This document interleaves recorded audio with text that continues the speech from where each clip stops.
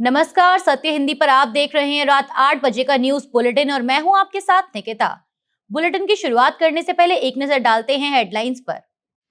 सार्थक ने सीबीएसई से की री एवेल्युएशन की डेडलाइन बढ़ाने की मांग, कसा तंज। 3 महीने में एलपीजी पर 89 रुपए बढ़े, ये लूट नहीं तो क्या है, विपक्ष। पश्चिम बंगाल में राज्य सरकार ने मदरसों के सर्वे का दिया आदेश। अमेरिकी राष्ट्रपति ट्रंप ने की ईरान के नेताओं की तारीफ, बताया मजबूत और स्वाभिमानी। कांग्रेस ने बताया सोमवार को इंडिया गठबंधन की बैठक में 23 राजनीतिक दल होंगे शामिल। सीबीएसई के ऑन स्क्रीन मार्किंग सिस्टम यानी ओएसएम को लेकर सवाल उठाने वाले 12वीं के छात्र और ब्लॉगर सार्थक सिद्धांत ने एक बार फिर बोर्ड पर तंज कसा है। दरअसल सीबीएसई द्वारा री एवेल्युएशन और आंसर शीट वेरिफिकेशन की अंतिम तारीख 7 जून तय किए जाने पर सार्थक ने सोशल मीडिया पर लिखा कि डेडलाइन बढ़ा दी जाए क्योंकि वह पूरे हफ्ते बोर्ड की पोल खोलने में व्यस्त थे। सार्थक ने एक्स पर लिखा, can you please extend the deadline because I was busy this week exposing you. बता दें कि सार्थक हाल ही में उस समय चर्चा में आए थे जब उन्होंने संसदीय समिति के सामने ओएसएम टेंडर प्रक्रिया में कथित गड़बड़ियों पर 7 पेज की प्रस्तुति दी थी। इसके कुछ घंटों बाद सीबीएसई चेयरमैन और सचिव का तबादला कर दिया गया और मामले की जांच के लिए एक समिति बनाई गई। कांग्रेस नेता राहुल गांधी ने भी सार्थक और उनके परिवार से मुलाकात कर उनका समर्थन किया। घरेलू एलपीजी सिलेंडर की कीमत में रविवार को 29 रुपए की बढ़ोतरी के बाद राजनीतिक घमासान तेज हो गया है। इसके साथ ही पिछले 3 महीनों में सिलेंडर 89 रुपए महंगा हो चुका है और दिल्ली में इसकी कीमत 942 रुपए पहुंच गई है। कांग्रेस अध्यक्ष मल्लिकार्जुन खड़गे ने आरोप लगाया कि मोदी सरकार के 12 वर्षों में घरेलू गैस की कीमतों में 530 रुपए की बढ़ोतरी हुई है और आम जनता महंगाई की मार झेल रही है। खड़गे ने कहा कि घरेलू एलपीजी की बढ़ती कीमतें सामान्य लोगों के रसोई घरों को चला रही हैं। उन्होंने कहा कि पिछले 4 महीनों में कीमत में 89 रुपए की बढ़ोतरी हुई है और आम आदमी महंगाई का बोझ तले दबा हुआ है। उन्होंने यूपीए काल के दौरान भाजपा के सड़क आंदोलनों का हवाला देते हुए पूछा, तो अब भाजपा नेता सिलेंडर लेकर सड़कों पर क्यों नहीं बैठ रहे। कांग्रेस ने अलग से किए गए ट्वीट में कहा कि वसूली सरकार 3 महीनों में 89 रुपए की बढ़ोतरी। कांग्रेस सांसद इमरान मसूद ने चेतावनी दी कि स्थिति आने वाले दिनों में और भी खराब हो सकती है। टीएमसी और समाजवादी पार्टी ने भी इस बढ़ोतरी को जनता पर अतिरिक्त बोझ बताते हुए सरकार को घेरा। विपक्ष ने सवाल उठाया कि अंतर्राष्ट्रीय बाजार में उतार चढ़ाव का पूरा असर आम लोगों पर क्यों डाला जा रहा है।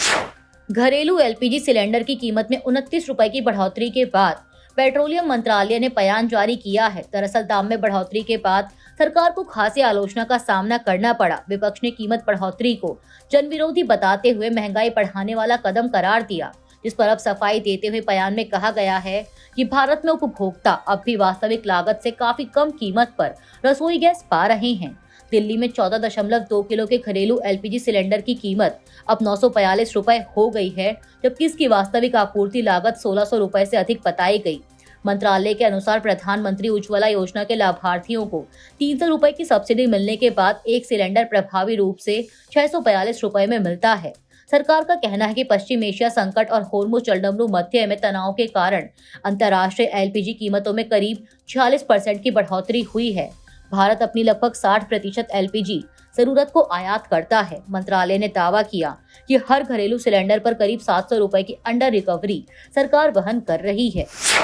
पश्चिम बंगाल में राज्य सरकार ने मदरसों के सर्वे का आदेश दिया है। इस पर पश्चिम बंगाल की महिला एवं बाल विकास और समाज कल्याण मंत्री अग्निमित्रा पॉल ने कहा कि ये बहुत जरूरी है। उन्होंने मीडिया से कहा कि यह बहुत आवश्यक और बेहद जरूरी है क्योंकि पिछले 34 सालों में हमने देखा है कि किस तरह रोहिंग्या और अवैध घुसपैठियों को प्रोत्साहित किया गया और पश्चिम बंगाल लाया गया। उन्होंने आगे कहा कि हमने शाद अली जैसे आतंकियों को देखा है जो एक अवैध मदरसे में रहते थे और वहीं शरण लेते थे। उसने 3 बार मतदान भी किया था। हमने उसका वोटर कार्ड देखा था। इसलिए हम नहीं चाहते कि पश्चिम बंगाल इन अवैध मदरसों के माध्यम से आतंकियों के लिए सुरक्षित ठिकाना बने। हम चाहते हैं कि हमारे मुस्लिम बच्चे भी प्रधानमंत्री और मुख्यमंत्री के नेतृत्व में विकास की इस यात्रा का हिस्सा बने। उन्होंने कहा कि वो वैध मदरसों में भी आधुनिक शिक्षा दिए जाने के पक्ष में हैं।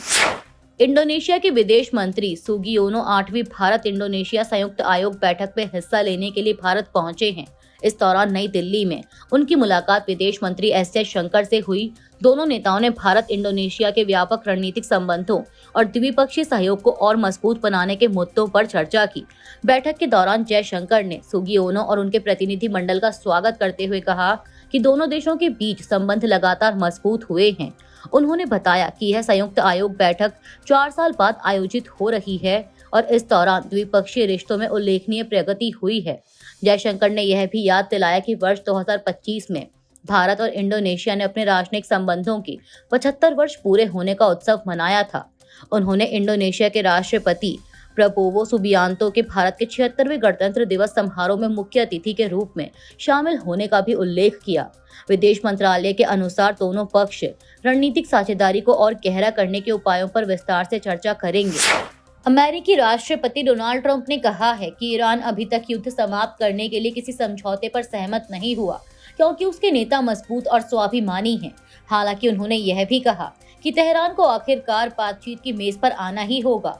एनबीसी न्यूज से बातचीत में ट्रंप ने कहा कि ईरान का नेतृत्व मौजूदा हालात को स्वीकार करने में कठिनाई महसूस कर रहा है।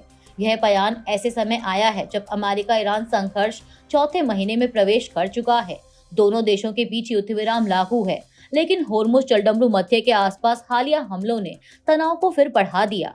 शांति वार्ता में अब भी कई मुद्दों पर गतिरोध बना हुआ है।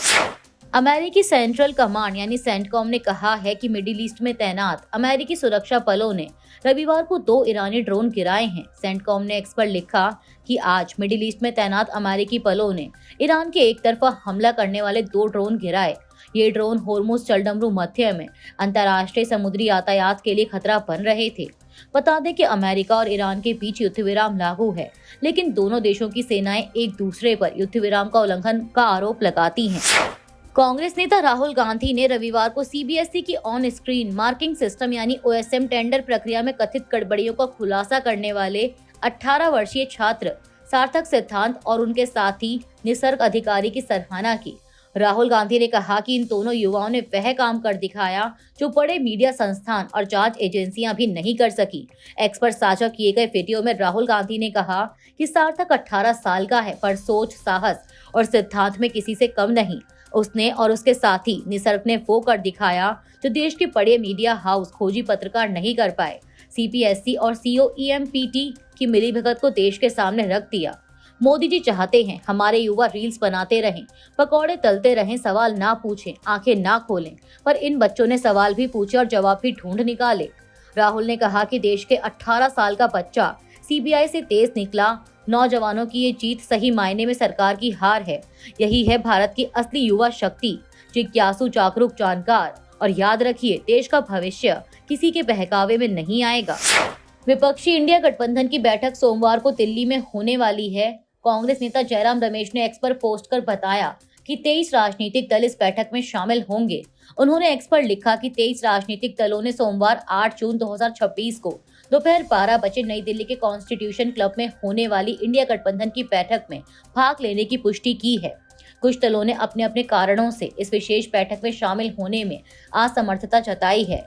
उन्होंने आगे लिखा कि हालांकि बैठक में शामिल नहीं होने वाले दलों ने मोदी सरकार की उन नीतियों और कार्रवाइयों का कड़ा विरोध जाहिर किया है जो लाखों भारतीयों से उनका वोट देने का अधिकार छीन रही हैं, रोज संविधान पर हमला कर रही हैं, जांच एजेंसियों के जरिए विपक्षी नेताओं को निशाना बना रही हैं, करोड़ों भारतीयों की रोजी रोटी को गंभीर नुकसान पहुंचा रही हैं। जयराम रमेश ने कहा कि भारत की तरह इंडिया गठबंधन अपनी विविधता के साथ एकजुट होकर खड़ा है। कॉकरोच जनता पार्टी के संस्थापक अभिजीत तिपके ने कहा है कि केंद्रीय शिक्षा मंत्री धर्मेंद्र प्रधान ने एक पूरी पीढ़ी के साथ अन्याय किया है। उन्होंने रविवार को एक बार फिर धर्मेंद्र प्रधान के इस्तीफे की मांग की। अभिजीत तिपके ने एक्स पर लिखा कि धर्मेंद्र प्रधान ने एक पूरी पीढ़ी के साथ अन्याय किया। अगर अगले 7 दिनों के भीतर उन्हें पद से नहीं हटाया गया या वह इस्तीफा नहीं देते हैं तो हमें जमीन पर अपना प्रदर्शन जारी रखने के लिए मजबूर होना पड़ेगा। इसके अलावा उन्होंने रविवार को बाद में इंस्टाग्राम लाइव के जरिए लोगों से जुड़ने की बात भी कही। अमेरिका के फिलाडेल्फिया में तेलंगाना के 28 वर्षीय युवक अंशुल कुंजा की गोली मारकर हत्या कर दी गई। अंशुल 2023 में अमेरिका गए थे। उन्होंने MBA पूरा किया था और एक मल्टीनेशनल कंपनी में नौकरी कर रहे थे। अतिरिक्त आय के लिए वह वीकेंड पर पिज्जा डिलीवरी का काम भी करते थे। परिवार के मुताबिक शुक्रवार और शनिवार की रात उन्हें एक पिज्जा डिलीवरी ऑर्डर मिला, जो कथित तौर पर फर्जी था। जब अंशुल नॉर्थ फिलाडेल्फिया के एक सुनसान इलाके में पहुंचे तो दो नकाबपोश हमलावरों ने उन पर गोली चला दी। सिर में गोली लगने से उनकी मौके पर ही मौत हो गई। घटनास्थल से 3 खाली कारतूस मिले, जबकि पिज्जा अनडिलीवर्ड रहा और कोई सामान भी नहीं लूटा गया। परिवार ने इसे सुनियोजित साजिश बताया है। अंशुल की बहन तन्वी ने कहा कि उन्हें जाल में फंसाकर मारा गया। परिवार ने केंद्र और तेलंगाना सरकार से शव भारत लाने में मदद की मांग की है। वहीं न्यूयॉर्क स्थित भारतीय वाणिज्य दूतावास ने हर संभव सहायता का भरोसा दिया है। पुलिस मामले की जांच कर रही है, लेकिन अभी तक कोई गिरफ्तारी नहीं हुई। पश्चिम बंगाल में टीएमसी का अंदरूनी संकट लगातार गहराता दिख रहा है। पार्टी के स्टेट माइनॉरिटी सेल के सचिव अजमल सिद्दीकी ने शनिवार को टीएमसी से इस्तीफे का ऐलान कर दिया। सिद्दीकी ने पार्टी सांसद अभिषेक बनर्जी पर तानाशाही रवैया अपनाने का आरोप लगाया और कहा कि पार्टी की छवि लगातार खराब हो रही है। उन्होंने दावा किया कि कई नेता गलत गतिविधियों और घोटालों में शामिल हैं, जिससे पार्टी में बने रहना मुश्किल हो गया था। सिद्दीकी ने कहा कि उनकी प्राथमिकता पश्चिम बंगाल में विकास और रोजगार के अवसर बढ़ाना। दूसरी ओर विधानसभा चुनाव में हार के बाद टीएमसी पहले से ही बड़े राजनीतिक संकट का सामना कर रही है।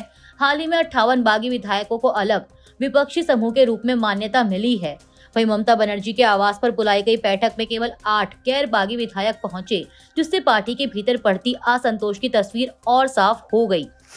बीबीसी उर्दू के मुताबिक पाकिस्तान के गृह मंत्री मोहसिन नकवी ईरान की राजधानी तेहरान पहुंच गए हैं। तेहरान पहुंचने के बाद मोहसिन नकवी ने कहा कि वे अपने देश के नेताओं की ओर से ईरान के सुप्रीम लीडर को एक विशेष पत्र सौंपने के लिए ईरान पहुंचे हैं। रिपोर्ट के मुताबिक ईरानी समाचार एजेंसी तस्नीम ने नकवी की मीडिया से बातचीत का एक क्लिप जारी किया। मोहसिन नकवी ने कहा कि मैं यहां फील्ड मार्शल आसिम मुनीर की ओर से आयतुल्लाह मुश्तबा खामेनेई को एक विशेष पत्र और प्रधानमंत्री शहबाज शरीफ का संदेश देने आया हूं। उनका कहना है कि वह मुश्तबा खामेनेई के लिए जो पत्र और संदेश लेकर आए हैं वह वर्तमान स्थिति के बारे में है। बता दें कि बीते कुछ हफ्तों में नकवी का यह तीसरा ईरान दौरा है। उन्होंने शनिवार रात को अपने ईरानी समकक्ष इस्कंदर मोमेनी से मुलाकात की। दरअसल पाकिस्तान ईरान और अमेरिका वार्ता में मध्यस्थ की भूमिका निभा रहा है। अभी के लिए इस बुलेटिन में सिर्फ इतना ही। देश दुनिया की तमाम बड़ी खबरों के लिए जुड़े रहिए सत्य हिंदी के साथ। तब तक के लिए नमस्कार।